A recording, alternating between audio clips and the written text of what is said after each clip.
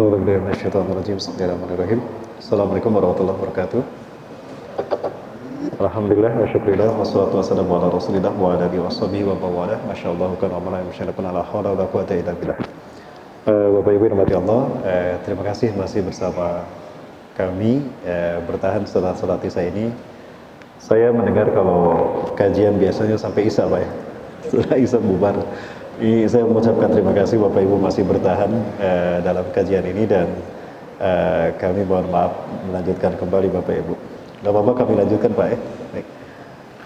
Bapak Ibu rahmati Allah, saya hadir dalam kesempatan ini bersama Yayasan Mulia Berbagi, ya, pimpinan Ustadz Agus Saputra dan kawan-kawan. Alhamdulillah beliau hadir dan juga bersama teman-teman pemuda dari Hamim Pemuda Dakwah Aceh Tamiang ya, sebetulnya Aceh Tamiang, tapi gabungan Aceh Tamiang dan Langsa dan sebagainya. Alhamdulillah kami dibantu oleh para pemuda. Kami berangkat dari Aceh Tamiang, Langsa, dan sekarang ada di sini. Malam ini juga setelah selesai kami bertolak ke Banda Aceh Bapak Ibu. Baik Bapak Ibu rahmati Allah Subhanahu wa taala. Kita sudah membahas tadi tentang Mekah dan Madinah. Kebijakan dari putra mahkota Saudi Arabia nampaknya membawa dampak yang tidak sejalan dengan pandangan ulama muslim dunia. Dalam pandangan beliau bahwa Arab Saudi tidak mungkin hanya menggantungkan kepada minyak saja, maka dibukalah upaya untuk adanya penanaman investasi dari negara-negara luar. Ketika investasi dibuka selebar-lebarnya, maka yang dibidik adalah negara-negara modern. Notabene adalah orang-orang negara barat yang akidahnya bukan akidah Islam. Maka tentu sekulerisme inilah yang menjadi bayang-bayang yang membahayakan. Hal ini yang pada akhirnya menguatkan adanya arus westernisasi memasuki tanah Arab. Itulah yang tadi kita saksikan, warna-warna sekulerisme sudah memasuki tanah Arab. Ketika Rasulullah SAW tidak bisa mendakwahkan Islam, tidak bisa mempersatukan para sahabat di Mekah, maka hijrah ke Madinah. Dari Madinah menguasai dunia, merebut kembali Mekah, membebaskan Mekah dari paganisme dan kemusyrikan lewat Fathul Mekah. Sekarang Mekah dan Madinah kita menyaksikan ada dalam cengkraman kemunafikan dan sekulerisme. Lalu di mana titik tolak bagi umat akhir zaman untuk membebaskan keduanya? Masjidil Aqsa. Ternyata luar biasa. Nabi Adam AS membangun Masjidil Haram dan membangun Masjidil Aqsa. Itu sebetulnya isyarat awal dan akhir, awal peradaban dan akhir peradaban. Dan keduanya disempurnakan dengan hadirnya Rasulullah di tengah-tengahnya, Madinah. Luar biasa. Ini merupakan isyarat yang luar biasa tentang peradaban manusia. Maka ini sepertinya hikmah yang kita petik ketika Rasulullah tadi mengatakan, la tushaddu rihal ila thalathatil masajid. Jangan kalian berziarah kecuali pada 3 masjid, Masjidil Haram, Masjid Nabawi, Masjidil Aqsa. Ketika kita lakukan perenungan dalam perjalanan kita dari Masjidil Haram ke Masjidil Aqsa, subhanallah, akan terbayang bagi kita peradaban manusia from begin to the end, minal bidayah ila nihayah. Semua peradaban manusia terbayang di sana. Itulah yang Allah perlihatkan kepada Rasulullah ketika Isra Mi'raj. Peristiwa Isra Mi'raj yang terjadi menurut riwayat yang mu'tabar, tidak kurang dari 16 sahabat Rasulullah SAW meriwayatkannya. Itu adalah tarbiyah dari Allah tentang hablum minallah dan hablum minannas. Dengan Mi'raj, Rasulullah SAW melihat Allah bentangkan peradaban para nabi dan rasul sebelumnya. Malaikat Jibril cerita, nah ini tempat Nabi Musa, ini tempat Nabi Adam, tempat Nabi Nuh, semua peradaban para nabi diperlihatkan. Lalu dipertemukan di Masjidil Aqsa. Kemudian naik ke langit tarbiyah ruhiyah, diperlihatkan kekuasaan Allah, kerajaan Allah. Maka Rasulullah yang tadinya sempat merasa sedih dengan dakwahnya karena banyak sahabat yang dibunuh, maka saat itu beliau semangat kembali untuk berdakwah. Ini taliyah, kuliah peradaban dari Allah kepada Rasulullah SAW. Itu hikmah dari peristiwa Isra Mi'raj. Namun Bapak Ibu rahmati Allah, hari ini bumi Isra Mi'raj ini ada dalam ancaman bahaya. Betulkah demikian Bapak Ibu? Itu fokus yang akan kita bahas. Bapak Ibu sebentar, waktunya cukup panjang. Tolong ingatkan saya jika memang waktunya Ustaz sudah harus berakhir. Ustaz, mohon maaf. Kami menghargai hak Bapak Ibu sekalian. Sampai jam 9 ya? Insya Allah baik, sampai jam 9. Terima kasih Ustaz. Jazakumullah khairan. Baik Bapak Ibu, sekarang kita lihat, kita jalan-jalan ke Palestina dulu Bapak Ibu sebentar ya.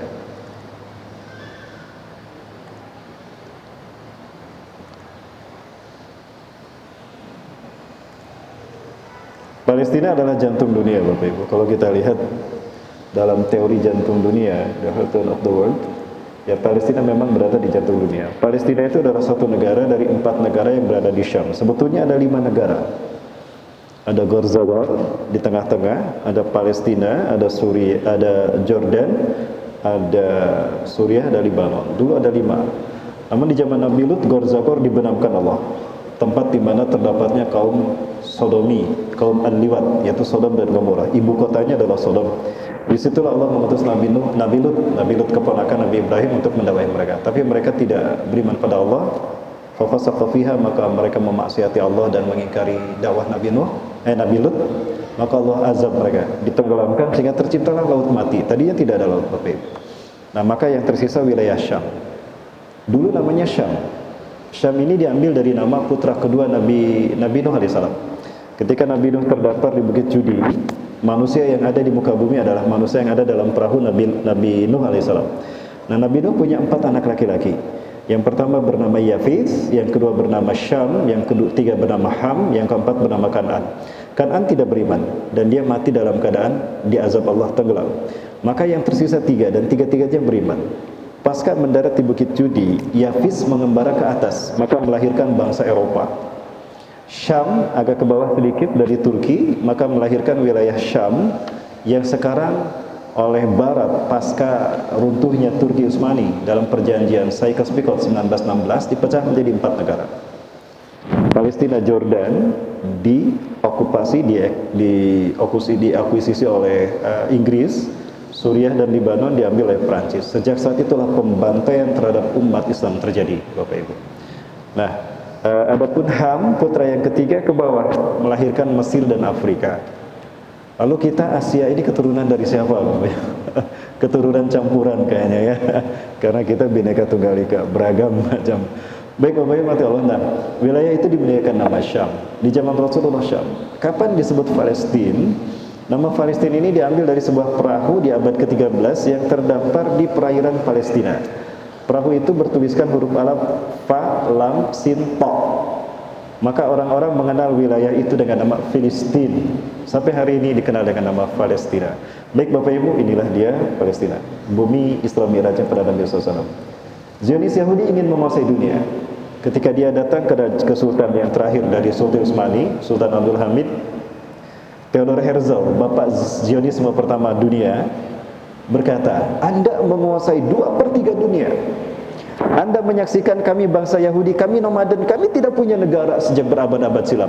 Tolong beri kami satu wilayah dari wilayah yang Anda kuasai, agar kami punya negara dan kami bisa berkumpul sebagai sebuah keluarga.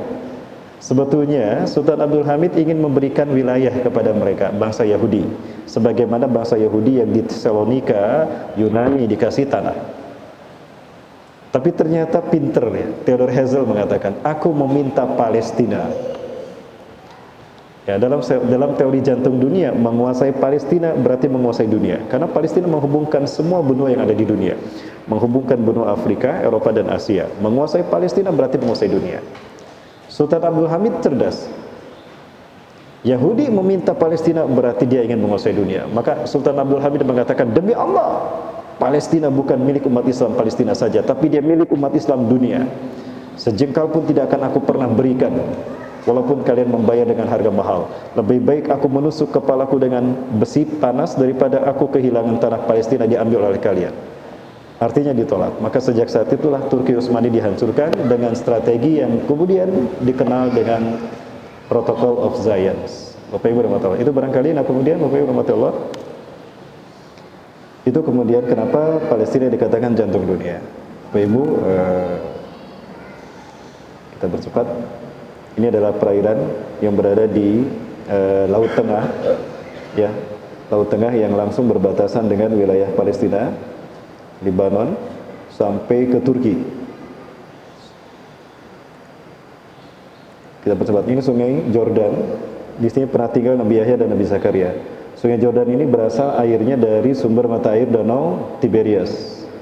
Danau Tiberias ini adalah danau sumber air bersih bagi 4 negara sekarang, Palestina, Jordan, Suriah, Libanon, namun dikuasai oleh Israel.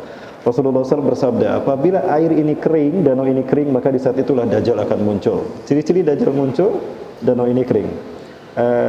bulan Maret 2020 kami masih bisa berlayar di danau ini Bapak Ibu. Namun sudah memperlihatkan air lumpurnya sehingga tidak lagi bisa dimaksimalkan. Ya, sudah makin kering. Sebagaimana danau Gorzagor Bapak Ibu. Ini adalah situs yang tidak jauh dari bantaran Danau Tiberias, ya, yang menjadi situs tertua yang dimiliki Palestina. Dan inilah Laut Mati, tempat dibenamkannya kaum Sodom dan Gomora, kaum Nabi Lut alaihissalam. Yang Bapak Ibu saksikan, ini warna putih adalah garam. Saking tingginya kadar garam, maka tidak ada kehidupan. Allah haramkan ada kehidupan di sana. Jangankan ikan, bakteri pun tidak bisa hidup. Mungkin COVID-19 pun nggak bisa hidup Bapak Ibu.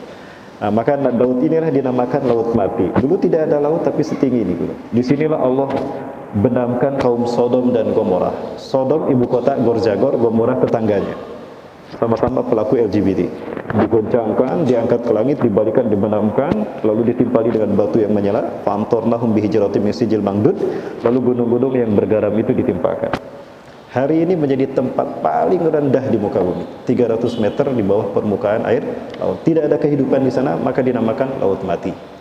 Israel di ujung Laut Mati ini membangun pabrik kosmetik terbesar di dunia. Rakus mereka, bukan hanya merampas wilayah Palestina, tapi juga mereka merampas kekayaan alam mineral yang ada di Laut Mati. Al-Bahrul Mayyit. Nah, ini yang Bapak Ibu saksikan adalah kadar garam. Saking tingginya kadar garam, maka kita terapung Bapak Ibu. Walaupun airnya hanya sampai lutut, Bapak Ibu tidur saja pasti terapung. Bapak Ibu ingin merasakan itu, mari bisa daftar, nanti kita berangkat bersama. Kami biasa berangkat memang membawa jamaah 2 kali dalam setahun, namun karena pandemi ini kami 3 kali di cancel.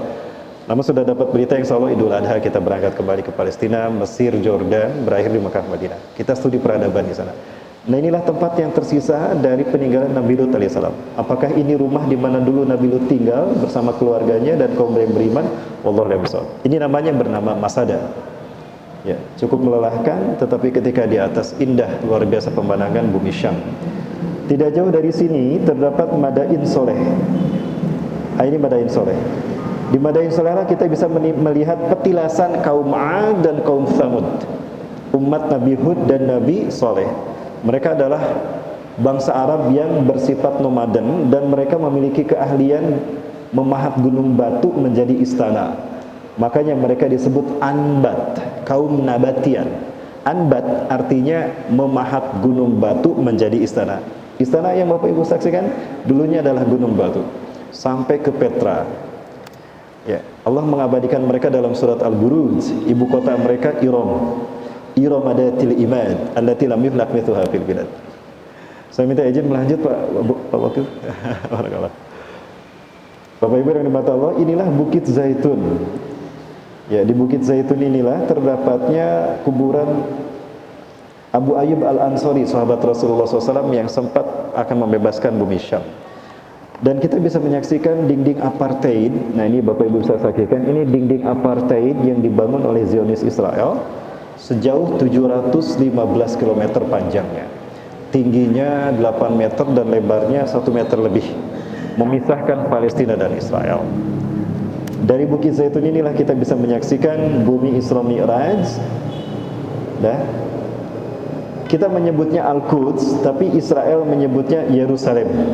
Inilah yang ingin dicaplok oleh Yahudi dan ingin dijadikan sebagai ibu kota Israel. Maka Israel melakukan normalisasi hubungan dengan negara-negara Arab. Sayangnya, kami sakit hati ketika mendengar Dubai, Uni Emirat Arab, Abu Dhabi, Bahrain, bahkan Maroko melakukan normalisasi hubungan dengan mereka. Ini adalah kuburan kaum muslimin. Di sini terdapat makam 2 sahabat besar, Abu Darda dan Ubadah bin Samit. Keduanya adalah yang mengajarkan Islam pada muslim Palestina di sini. Nah, ini Bapak Ibu sudah melihat ini dinding Al-Aqsa. Ke sebelah sini Al-Aqsa, ini adalah Old City. Ya, Baitul Maqdis. Ke sebelah sini. Ini adalah Masjid Umar. Disinilah Umar bin Khattab datang ke Yerusalem menerima kunci Al-Aqsa dari pendeta Sophronius. Dan ini gereja yang penuh setiap harinya Bapak Ibu. Saya menyaksikan ini penuh. Disinilah orang-orang Kristen akhir zaman sekte kiamat yakin Yesus akan turun di sini. Nah, ini sudah masuk areal Al-Aqsa. Al-Aqsa itu alun-alun, di dalamnya terdapat banyak masjid. Ketika peristiwa Isra Mi'raj terjadi, Rasulullah SAW memasuki Al-Aqsa lewat pintu Masjid. Ya, ini adalah negeri Al-Baladul Qadimah, negeri para nabi dan rasul. 1.500 nabi dan rasul dilahirkan di sini dan dibesarkan di sini dari Bani Israil.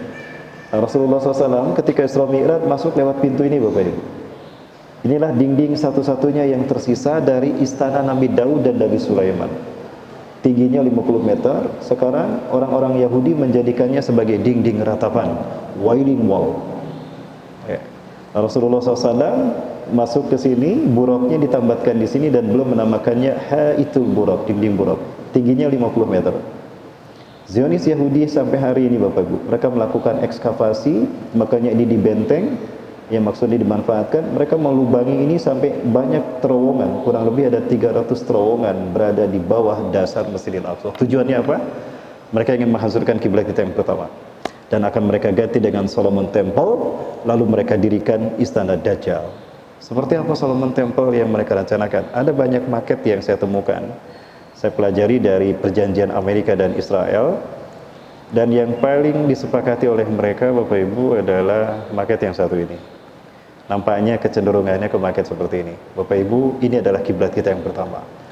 Peristiwa Isra Mi'raj melahirkan kewajiban ibadah sholat 5 waktu, dan kiblat pertama kita ini tidak ke Mekah. Rasulullah SAW menghadap ke sini 16-17 bulan. Kemudian turun Al-Baqarah 144, maka memerintahkan sholat ke Ka'bah. Ka'bah berada di bawah, maka sholat menghadap ke sini. Disinilah sholat pertama menghadap ke Ka'bah, sholat asar, maka dinamakan Masjid Kibli, Masjid Kiblat. Ini adalah Masjid Dome of the Rock. Dinamakan Masjid Dome of the Rock karena di dalamnya terdapat batu Mi'raj yang dinaiki Rasulullah ke Sidratul Muntaha. Sidrah artinya terminal, Muntaha artinya penghabisan. Apakah Sidratul Muntaha berarti ujung alam semesta? Mungkin saja. Itulah ending finish dari Mi'rajnya Rasulullah SAW. Di situ Rasulullah mendapatkan jarak yang mendekat kepada Allah, mendapatkan kewajiban sholat 5 waktu. Bapak Ibu rahmati Allah, di bawah lantai ini ada Masjid Buraq, ini pintu masuknya. Nah, kemudian kalau kita ke sana sebelah sini ada lantai, di dalamnya ada masjid, namanya Masjid Marwani. Disitulah Rasulullah mengimami 1.500 nabi dan rasul sholat. Di Masjid Marwani inilah terdapat mihrab Siti Maryam. Apa jadinya Bapak Ibu sekalian? Zionis Yahudi dalam gerakan The New World Order. They really want to take over the world and to create one government in the world. Mereka ingin menguasai dunia dan menciptakan pemerintahan tunggal dunia. Konon pandemi COVID-19 bagian dari rekayasa mereka. Mereka ingin meriset peradaban kita di abad 21, di tahun 2001 ini. Ya, Bapak Ibu rahmati Allah. Ya.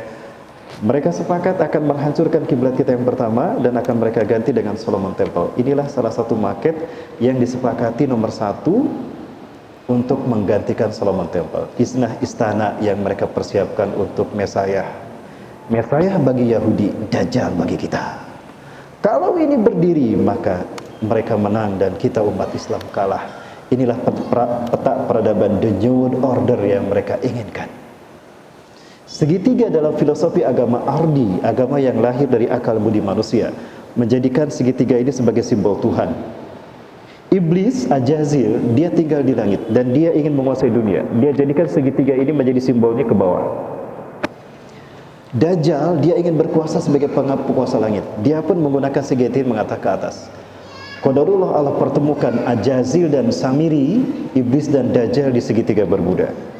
Dalam satu literatur yang pernah saya baca, ini literatur barat Bapak Ibu, Allah pertemukan mereka di segitiga Bermuda. Ajazil, Iblis berkata, hari ini adalah hari yang aku tunggu-tunggu sejak aku diturunkan dari surga ke dunia, di mana aku dipertemukan dengan saudara kembarku. Maka panggillah dia oleh kalian sebagai Paman Sam. Samiri dia sebut Paman Sam. Apa yang terbayang dalam benak kita mendengar kata Paman Sam? Amerika. Apakah Amerika bentukan negara bentukan itu? Wallahu a'lam. Ini kan karena masalah waktu bikin. Oh ya, betul. Masalah infak komitmen ditiadakan, nanti langsung aja ke ajakan berinfak dan tutup dengan doa. Kata siapa? Ya. Kata itu. Oke. Ya. Baik Bapak Ibu Allah Subhanahu wa taala, maka simbol pertemuan iblis dan Dajjal menjadi simbol bintang Israel. Inilah filosofi lahirnya negara Yahudi Bapak Ibu. Maka mereka yang menguasai dunia. Bapak Ibu rahmati Allah, apa yang terjadi dengan masjid kita yang pertama, kiblat kita yang pertama? Ini Bapak sekalian yang rahmati Allah. Kita dibikin sibuk dengan urusan dalam negeri kita. Seluruh negara Islam dibikin sibuk dengan urusan dalam negeri mereka. Sementara kita lupa, Zionis Yahudi mereka bergerak tanpa henti membangun peradaban dunia dan akan menghancurkan kiblat kita yang pertama. Demi Allah Bapak Ibu, saya menyaksikan sendiri dengan mata kepala saya sendiri. Betapapun saya resikonya ditangkap Yahudi, kami merangsek masuk dan mereka menghancurkan kiblat yang pertama. Inilah terowongan-terowongan kecil di bawah Masjidil Aqsa yang jumlahnya tidak kurang dari 300 buah terowongan. Tujuannya apa? Apabila ada gempa 6 skala Richter saja, hancur kiblat kita yang pertama. Maka dengan cepat mereka akan membangun istana Haikal Solomon. Kenapa demikian Bapak Ibu? Nanti saya perlihatkan komitmen pertemuan antara Benyamin Netanyahu dengan Rabi tertinggi Yahudi.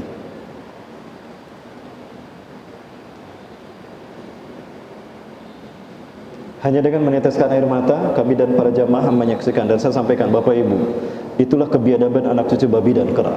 Mereka ingin menghancurkan kiblat kita yang pertama. Dan kita hanya bisa menatap dengan tetesan air mata tanpa bisa melakukan penyelamatan. Tapi demi Allah, akan tiba saat kita menyelamatkannya. Kapan Bapak Ibu sekalian? Sebentar lagi. Saufa ya'ud insyaallah Bapak Ibu sekalian. Mau kita hitung kapan? Hanya Allah yang tahu. Rasulullah menyebutkan satu hadis yang membuat kami bersemangat untuk melakukannya. Di akhir nanti kita baca sama-sama Bapak Ibu. Boleh? Tapi ini sekali lagi hanya prediksi saja Bapak Ibu sekalian. Baik Bapak Ibu mati Allah. Ya. Dan ini pertemuan Benyamin Netanyahu dengan Rabi tertinggi Yahudi.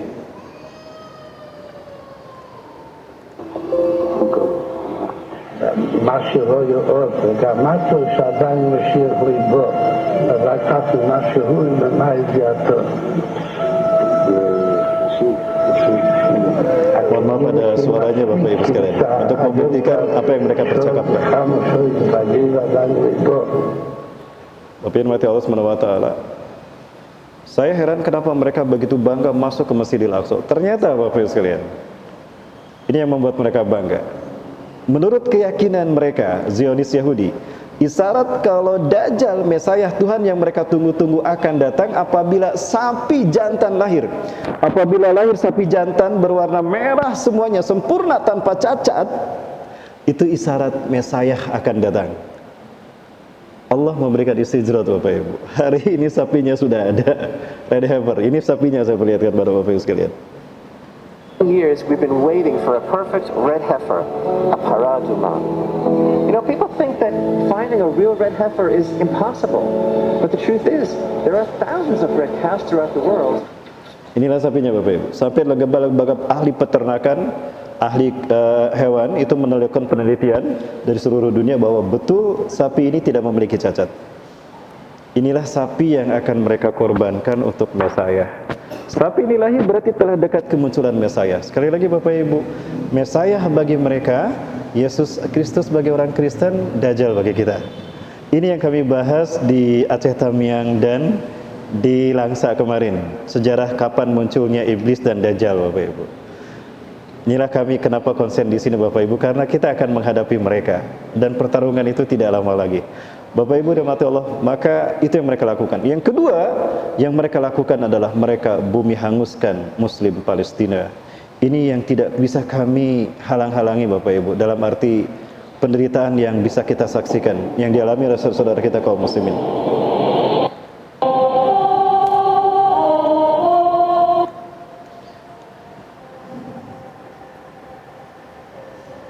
Nah, ini Masjid Qibli. Nah, ini areal yang di dalam ini adalah Al-Aqsa. Jadi Al-Aqsa itu seluas ini, alun-alun. Di dalamnya ada beberapa masjid Bapak Ibu. Luasnya 144.000 meter persegi. Oke. Namun nasibnya sekarang sangat menyedihkan Bapak Ibu. Sudah mulai banyak keropos di sini, banyak yang berlubang di sebelah sini Bapak Ibu. Nah, kita hanya bisa menyaksikan tanpa bisa melakukan apa-apa. Tingginya adalah 50 meter ke atas.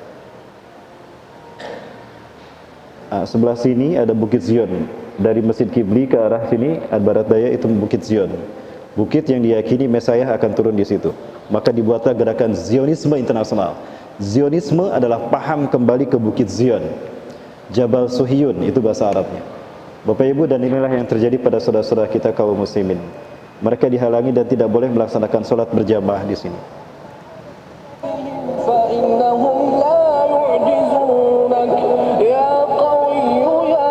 Seperti inilah pemandangan yang kami saksikan di saat kita berziarah ke Masjidil Aqsa. Betapapun kami dilindungi oleh perjanjian Jenewa, Israel tidak boleh melukai kami, tapi di mata kami mereka melukai saudara-saudara kami Palestina. Rasulullah SAW bersabda, al-muslimun lil muslimin kal jasadil wahid. Orang muslim dengan muslimin adalah satu tubuh. Idza istaka udwan tada'al sairul jasad bil humma wal asal. Apabila satu bagian tubuh terluka, seluruh tubuh kita merasa panas dan demam. Palestina saudara kita, mereka bagian tubuh kita dan sekarang mereka sedang terluka, Bapak Ibu. Maka kewajiban kita untuk membela dan membantu mereka. Rasulullah SAW bersabda, "Man istaiqadha wa lam yahtam bi amnil Islam wal muslimin falaysa minni." Siapa yang bangun di pagi hari dan tidak terbesit kepedulian untuk membela kaum muslimin, tidak peduli kepada nasib umat Islam, dia bukan umatku. Demi Allah Bapak Ibu, ini yang mengganggu pikiran kami. Sejak 2014 kami tinggalkan pekerjaan kami Bapak Ibu. Demi Allah, kami mendapatkan nasihat dari dosen-dosen kami di Al-Quds. Antum mau berjuang atau mencari dunia, pilih itu. Setelah kami kembali ke Indonesia, baru kami kirimkan jawaban. Maka kami tinggalkan pekerjaan kami. Sejak saat itu sampai hari ini saya dari masjid ke masjid Bapak Ibu. Alhamdulillah istri saya dan anak-anak saya mengizinkan untuk menyampaikan ini.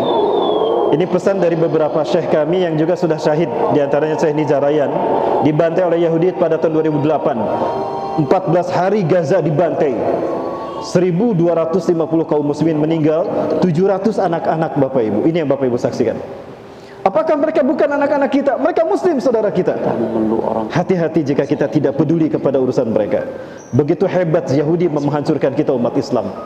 Mereka bikin kita sibuk dengan urusan negara kita dan kita lupa pada apa yang mereka lakukan untuk menguasai dunia. Tak lagi sempat beramal, tak lagi sempat berbuat banyak. Bila waktu telah berakhir, tak ada yang mau ikut kita ke dalam kubur. Hanya amal yang nyata yang kita kerjakan dalam hari-hari. Jika setiap hari kita 5 kali sholat wajib Bapak Ibu, di sana mereka sholat 6 kali Bapak Ibu. Palestina, Suriah, Halab, Aleppo, Homs, Latakia, kami saksikan seperti itu. Tiap hari selalu ada mayat, maka setiap hari mereka sholat jenazah. Jadi 6 kali mereka sholat setiap hari Bapak Ibu. Selalu ada jenazah yang harus mereka sholatkan.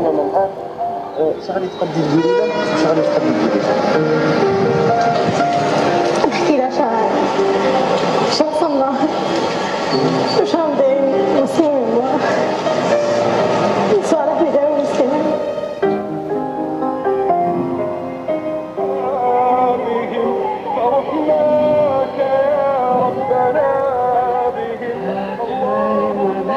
Namun kabar gembira dari Rasulullah SAW Bapak Ibu sekalian yang Allah bahwa Islam akan kembali menguasai dunia Bapak Ibu.